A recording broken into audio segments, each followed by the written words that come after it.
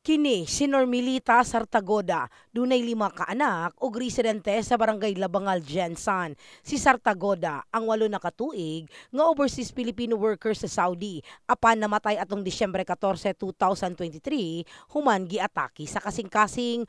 Wala kauli ang patayng lawas ni ini tungod sa kakulangon sa mga dokumentong ginapangayo og nasuta pa sa pamilya nga migamit og laing pangalan ang nasangpit paadto og abroad. Bali, ang problema daw kasi is kailangan makumpleto na mo ang ginapangayo, makomply na mo tanan mga requirements. Bali, ang ano lang kasi, ang kulang na lang kasi na ano na mo, ang consent sa first family.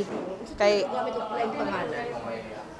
Bali, wala mi kabalo, karon lang mi kabalo nga laing pangalan di ay ang iyang gigamit.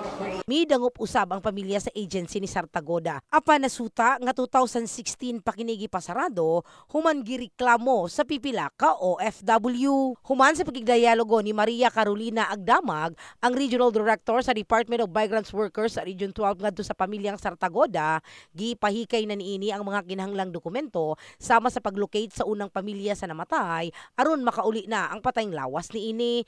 Gibutyag ni Agdamag nga ubay-ubay sa mga OFW ang nasuta nilang walay igong dokumento dihang mi abroad. Pero kung tanaw nato sa atong programa sa reintegration, daghang undocumented workers, among them mga illegally recruited po, dako ang figure. So makaingon yun ta nga murag ang disparity sa figures, makaingon ta na kulang pa sa awareness ang mga tao diri sa atoa. So mo na kinala nato tutukan. Samtang giawhag ni ini ang mga OFW sa rehiyon nga dunay problema nga gilayong makig-alayon sa ilang buhatan sa Coronadal City. In the heart of changing lives, kini sa Brigada Richelle Gubalani, Brigada News.